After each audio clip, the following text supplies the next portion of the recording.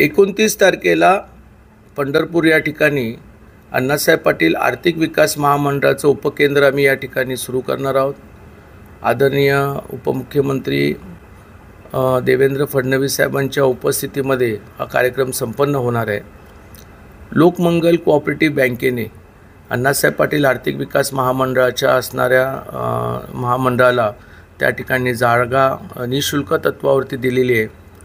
पंढरपूर हा इकडचे 4 तालुके ह्या लाभार्थ्यांना खूप मोठ्या प्रमाणामध्ये सोलापूरला जायला अडचणी येत होत्या, कारण सोलापूर ते पंढरपूर हे साधारण 100 ते 150 किलोमीटर असल्यामुळे बऱ्याचशा वेळेला लाभार्थ्यांची अडचणी वाढ होत होती, त्यांचे प्रश्न मिटत नव्हते आणि म्हणून लाभार्थ्यांच्या मागणीवरून आणि मराठा महामंडळाचं आमचं काम आता वाढवायचं आहे त्या दृष्टिकोनातून उपकेंद्राची सुरुवात 29 तारखेला साधारण 11 वाजता त्या ठिकाणी कार्यक्रम संपन्न होणार आहे। कोण कोण येणार आहे म्हणजे या कार्यक्रमाच्या निमित्त आदरणीय देवेंद्र फडणवीस साहेबांच्या उपस्थितीमध्ये हा कार्यक्रम संपन्न होणार आहे।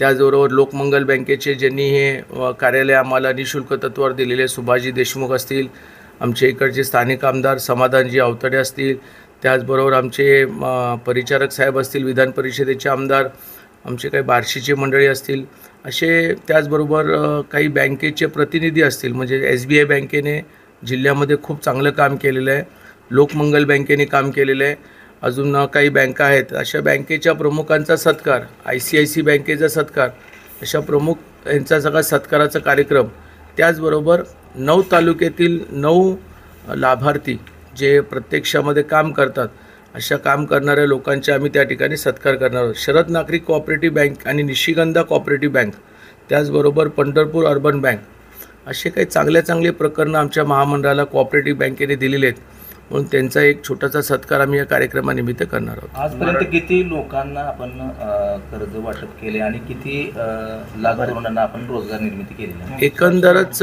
महामंडळाच्या माध्यमातून महाराष्ट्रामध्ये आज आम्ही 1,08,000 उद्योजकांच्या पर्यंत पोहोचलेलो आहोत। मराठा समाजामध्ये आजपर्यंत आम्ही 8,600-700 कोटीचं कर्ज वाटप बँकेने त्या ठिकाणी केलेलं आहे आणि महामंडळाच्या माध्यमातून 860 कोटीचं व्याज परतावा दिलेलं आहे।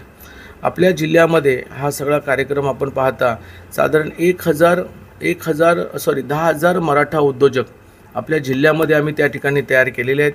विविध बँकेच्या माध्यमातून 816 कोटीचं व्याज परतावा बँकेने कर्ज दिलेलं आहे, त्याचबरोबर 80 कोटीचं व्याज परतावा आत्तापर्यंत आपण लाभार्थ्यांना दिलेलं आहे। प्रत्यक्षामध्ये आरक्षणाच्या माध्यमातून जी काही फायदे मिळणारच आहेत, परंतु ही सरसकट इतक्या मोठ्या प्रमाणामध्ये लोकांना मिळणार नाही हे आदरणीय फडणवीस साहेबांना माहिती होतं आणि म्हणूनच त्यांनी या महामंडळाच्या माध्यमातून प्रत्येक तालुक्यामध्ये 1000 ते 2000 लाभार्थी तयार करण्यात यावेत अशा प्रकारचं आम्हाला काही सूचना होत्या, त्या सूचनेचा आधार धरून आम्ही इथपर्यंत काम करतो। शासन मोठ्या प्रमाणावरती मराठा समाजाला मदत करत असते, मात्र त्याचं मतामध्ये का रूपांतर होत नाही? म्हणजे मराठा समाज का भाजपवरती नाराज आहे? खरं म्हणजे ही वस्तुस्थिती आहे की 1980 पासून माझ्या वडिलांचा जर कालखंड बघितला त्यावेळेला काँग्रेस पक्षाने मराठा समाजाला आरक्षणापासून वंचित ठेवलं। 1999 पासून राष्ट्रवादी आणि काँग्रेस दोघांनी पक्षाच्या नेत्यांनी मराठा समाजाला योग्य कधी ताकद दिली नाही, परंतु मराठा क्रांती मोर्चेच्या नंतर भारतीय जनता पक्षाने आणि खास करून देवेंद्र फडणवीस साहेबांनी महामंडळ, त्याचबरोबर सारथीसारखी शैक्षणिक संस्था आणि आरक्षण त्या ठिकाणी दिलं। कालांतराने लोकांपर्यंत ही गोष्ट जात गेलेली आहे, परंतु काही लोक म्हणतात ना चांगल्या कामामध्ये व्यत्यय आणतात, अशा प्रकारची परिस्थिती आहे। परंतु मला असं वाटतं की आज सर्वसामान्यांच्या लोकांच्या लक्षात आलेलं आहे की भाजप सत्तेवरती आल्यानंतरच मराठा समाजाला न्याय मिळतो, यात दिसून आलेलं आहे। म्हणून जरांगे वारंवार फडणवीस यांना टार्गेट करतात, एकनाथ शिंदेंना सॉफ्ट कॉर्नर असेल किंवा अजित पवारांवर काय बोलत नाहीत, मात्र आरक्षणाचा मुद्दा आला की उपोषणाला बसला की फक्त फडणवीस यांनाच का टार्गेट केलं जातं? मनोज जरांगेंनी थोडंसं आत्मचिंतन केलं पाहिजे, किंबहुना त्यांचे मार्गदर्शक कोण आहेत त्यांनी आत्मचिंतन केलं पाहिजे की मुख्यमंत्री देवेंद्र फडणवीस असताना 12 आणि 13% मराठा समाजाला SCBCमधून आरक्षण मिळालं। अण्णासाहेब पाटील आर्थिक विकास महामंडळाची पुनर्घटना कोणी केली तर देवेंद्र फडणवीस साहेबांनी केली। मराठा समाजाच्या मुलांसाठी, मराठा आणि कुणबी समाजाच्या मुलांसाठी सारथीसारखी संघटना काढली। आज सारथीमधून किती मराठा समाजाच्या मुलांचा फायदा झाला आहे। महामंडळामधून 1 लाख मराठा उद्योजक झाले आहेत। पहिल्या टप्प्याच्या आरक्षणामुळे त्या ठिकाणी हजारो मुलं त्या ठिकाणी कामाला लागलेले आहेत. एवढं चांगलं काम केल्यानंतरही मनोज जरांगे पाटील जर साहेबांचा द्वेष करत असेल तर ह्याचा बोलता धनी कोणतरी असेल. कारण मनोज जरांगे आंदोलनाच्या अगोदरही मला भेटत होते. त्यांच्याही महामंडळाची काय कामं असली की ते मला सांगत होते, आम्ही करत असतो. वारंवार एक सामान्य कार्यकर्ता म्हणून मनोज जरांगे त्यावेळेला न्याय मिळावा असा प्रयत्न करत होता. आता त्यांच्या कार्यक्रमामध्ये म्हणजे त्यांच्या चळवळीमध्ये आता रूपांतर आलेलं आहे. खासदारकीच्या वेळेला त्यांनी काहीतरी वेगळंपण दाखवलं आणि आता ते त्या ठिकाणी निवडणुकीमध्ये आमदार उभे करणार आहेत. कुणाच्या विरोधात उभे करणार आहात हे अजून स्पष्ट नाही, कुणाला उभे करणार आहात हे स्पष्ट नाही. परंतु राजकीय गणितांमध्ये जाणीवपूर्वक देवेंद्र फडणवीस साहेबांना टार्गेट केलं जातं.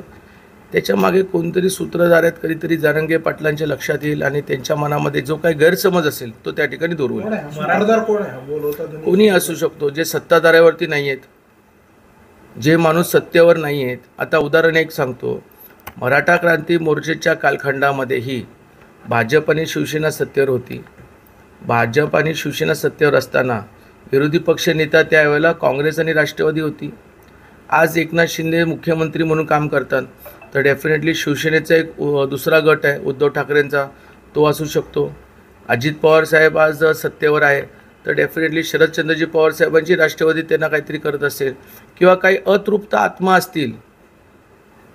आत्मा असतील ज्यांना सातत्याने मराठा समाजाचे प्रश्न जुळवत ठेवायचे असेल, ते त्या ठिकाणी मदत करत असतील. शरद पवारांनी मोठ्या प्रमाणात आंदोलन सुरू असतानाच केंद्रीय गृहमंत्री अमित शहा महाराष्ट्राच्या दौऱ्यावर आले होते. त्यावेळेस त्यांनी असं म्हटलं होतं की गुर्जर पटेलाप्रमाणे आंदोलनाचा बिमोड करू, आंदोलनं कशी हाताळायची आम्हाला माहिती आहे, तुम्ही कामाला लागला. म्हणजे कुठंतरी मराठा समाजाच्या आंदोलनाचा बिमोड करण्याचं नियोजन सुरू आहे सरकारचं. मी खरं म्हणजे त्यांचं हे स्टेटमेंट पाहिलं नाही, कारण मी माझ्या वडिलांच्या जयंतीच्या कार्यक्रमामध्ये व्यस्त होतो. परंतु आदरणीय अमितभाई शहांचा दौरा हा महाराष्ट्रामध्ये उद्याच्या असणाऱ्या निवडणुकीला पाहता आणि संघटनात्मक काम वाढवण्याच्या दृष्टिकोनातून आहे. आता त्यांचं स्टेटमेंट काय आहे मला माहीत नाही, परंतु आदरणीय अमितभाई शाह असो किंवा कोणी असो, कोणी मराठा समाजाचं आंदोलन हे मोडण्याचं प्रक्रिया करणारच नाही आहे. कारण ह्याच्या ज्या मागण्या आहेत हे रास्त आहेत. मागण्या रास्त असताना देखील पण मार्ग काढल्यानंतरही काही लोक त्याचा अतितांडवपणा करतात, तर हा विषय वेगळा आहे. पवार साहेबांनी आत्तापर्यंत जे स्टेटमेंट केले त्याचा दाखला दिला जातो की आरक्षणाच्या विरोधात होते ते मराठा समाजाचे, आणि तसा आरोप केला जातो. काय वाटते तुम्हाला? खरी गोष्ट आहे. शरद पवारांच्या माझ्या वडिलांच्या काळामध्ये शरद पवार त्यावेळेला युवक काँग्रेसमध्ये काम करत होते, राज्याचे मुख्यमंत्री झाले. मंडल आयोगाच्या वेळेलाही मराठा समाजाला आरक्षण मिळावं ही मागणी झाली, त्यावेळेला त्यांनी दिलं नाही. बापट आयोगाच्या काळातही ते हस्तक्षेप करू शकले असते, कारण त्यावेळेला राष्ट्रवादी काँग्रेस आणि काँग्रेस सत्तेवर होती. बापट आयोगालाही केलं नाही. आणि एकंदरच मराठा समाजाच्या नेत्यांच्याबद्दल शरद पवारांना काळजी आहे, पण शरद पवारांना मूळ मराठा समाज जो शेतकरी आहे, जो कामगार आहे, जो छोटा मोठा उद्योगपती असेल, ह्याच्याबद्दल पवारसाहेबांना काही आत्मीयता नाही आहे. अजितदादा सरकारमध्ये आल्यामुळे फटका बसला असं एक वारंवार अनेक जण बोलत आहेत. येणाऱ्या विधानसभेला अजितदादा सोबत राहणं फायद्याचं होईल का तोट्याचं होईल, काय तुम्हाला होईल? महायुतीच्या माध्यमातून आदरणीय एकनाथ शिंदे साहेबांच्या नेतृत्वाखाली आदरणीय भाजपचे देवेंद्र फडणवीस नेते हे सगळे मिळून काम करणार आहेत. अजितदादांच्यामुळे काही फरक पडलेला नाही आहे, अजितदादामुळे कुणाचं नुकसान झालं नाही. आणि हा जो काही निर्णय आहे तो पक्षश्रेष्ठी आणि संघटनात्मक निर्णय होत असतो. त्याच्यामुळे दादांच्यामुळे फायदा आणि नुकसान याच्यामध्ये काही झालेलं नाही.